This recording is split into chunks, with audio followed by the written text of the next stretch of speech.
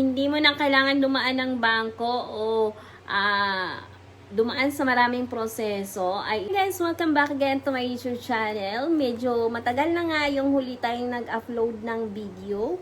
Medyo nagkaroon tayo ng time ngayon, kaya gagawa ulit tayo ng mga vlogs.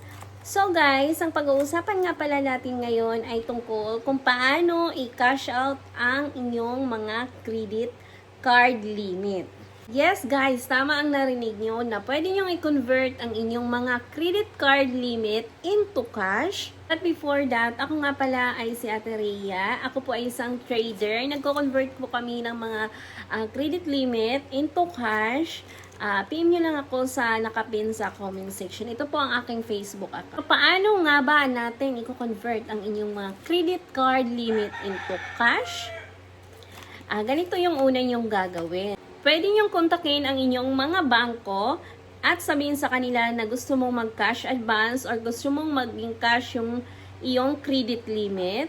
Pagkatapos niyan ay sasabihin nila na meron kaming ipapadala sa inyo na mga PIN na pwede mo itong i-withdraw through ATM.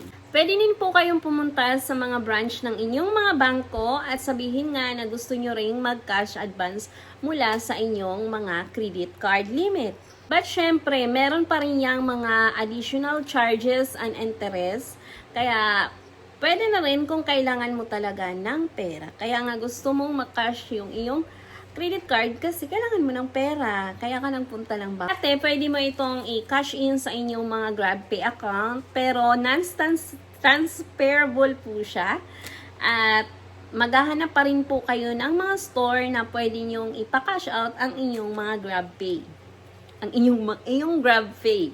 Pero lahat ng nabanggit ko na yon ay medyo hassle din. Pero kung hindi mo naman kailangan at marunong ka pang maghintay, ay pwede mo yung gawin. Pero kung emergency na at kailangan mo ng pera mula sa iyong credit card, ay pwede kayong mag-PM sa akin dahil nagko-convert din po kami ng mga credit card limit. Hindi mo na kailangan dumaan ng bangko o dumaan sa maraming proseso, ay i-guide po kita. Ako mismo po ang makakausap mo. Mag-PM lang sa aking Facebook account na nakapin sa comment section.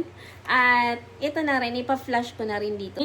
Verified po ang ating Facebook account, kaya naman safe po ang ating transaction at 100% legit.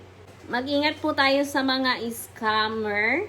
Kaya nga ako yung mismo makakausap nyo pag ako yung minessage nyo para wala po akong ibang mga kakilala. Ako lang po mismo yung makakausap nyo pag nang-message kayo sa akin.